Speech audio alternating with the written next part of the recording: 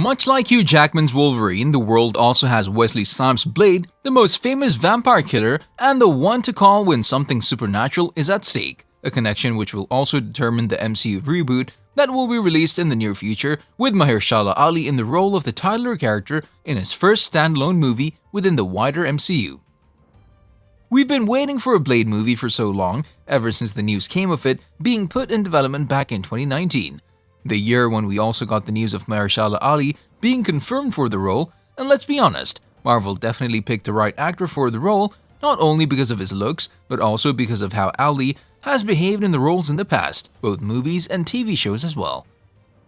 The other people who have been confirmed to take part in the project are Watchmen writer Stacey O.C. Kufor, the one who will pen the script of the reboot, with the movie itself bringing back the iconic vampire hunter into the MCU fold. At the helm of things, Marvel decided to call in Bassam Tariq. This is everything we heard about the crew working behind the scenes of this anticipated movie.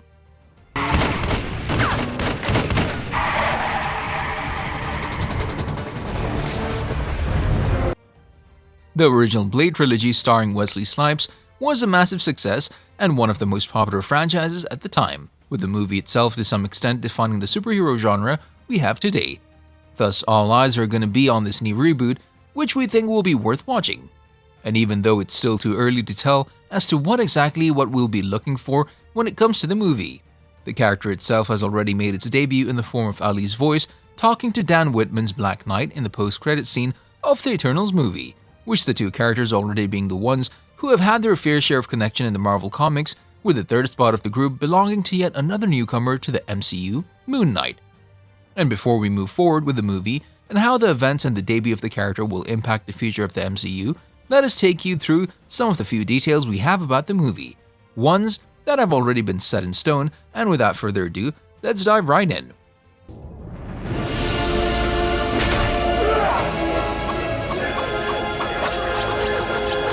One of the first rumors when the title of the movie became a huge concern in the public eye was that the official title of the movie will be Blade the Vampire Slayer. However, we think that it will be simply Blade, as it leaves the door open for many plot threads that could occur over the course of the runtime of the movie, with a potential sequel featuring the character taking the status of Vampire Slayer, something the character has been known for.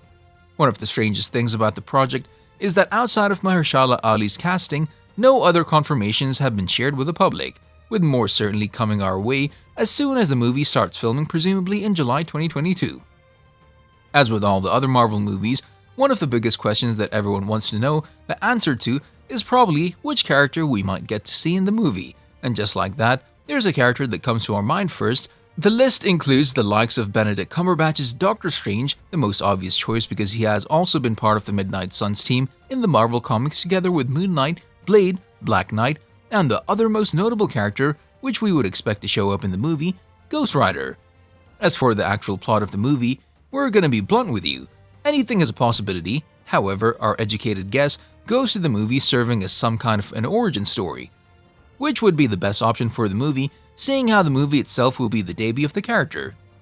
with his voice being the only thing so far noted for him.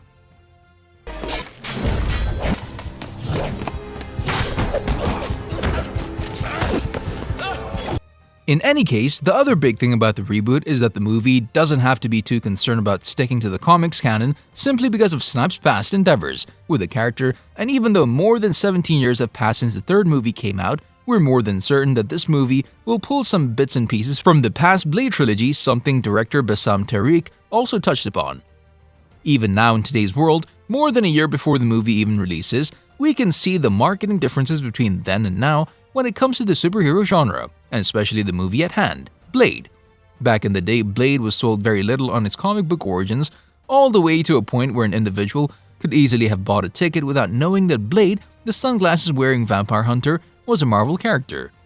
However, with the superhero genre being bigger than ever, which can also be said about the MCU as one of the fictional universes to have encompassed the entire world, Marvel's Blade will do anything to give the indication that indeed he's a comic book character, a live-action adaptation taken straight from the comics. The other thing we should mention is that despite the character being mentioned in a post-credit scene together with another character, it should go without saying that Ali's Blade, much like Snipes' version of the character, will probably have just a handful of friends, like what Whistler, played by Kristofferson in Snipes' movies was, with Ali's iteration of the character following a similar path and us seeing him largely work solo, and him not being that Avengers-level team player. Just the occasional ally to the other heroes of the MCU. Can you blush?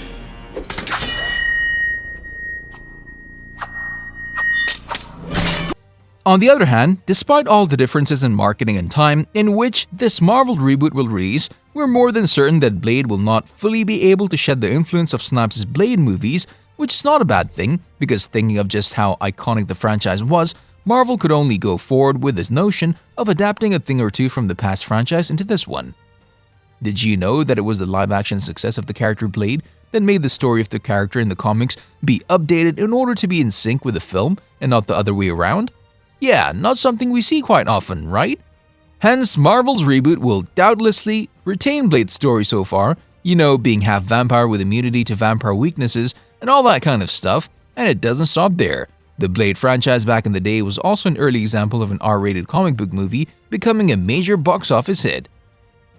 While both Logan and Deadpool have cemented this fact years later, the R rating is a territory the MCU has yet to venture into, and we think the Blade movie will not just be another step towards the right direction, but rather the stepping stone from which the MCU could pull for their future projects from the same category. And it looks like the MCU is rather keen on paving the way for their future R-rated projects. The most recent one was Moon Knight series, and one of the upcoming ones will definitely be Charlie Cox's Daredevil continuation of his story in the 4th season already announced.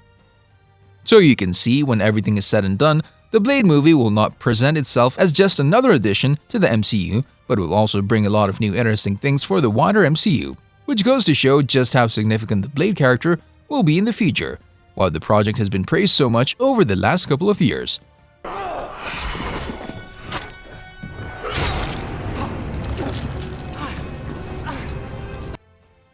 On a related note, tell us down in the comments below, what are your thoughts about the movie? Do you think MCU's reboot could become an even better version of the character when compared to Snipes' franchise back in the day? And what about Mahershala Ali? Do you think he has got what it takes? Because after all, he has some big shoes to fill. But also don't forget to like and subscribe and hit the bell icon if you'd like to see more videos like this in the future. Thank you for watching, and we'll see you next time.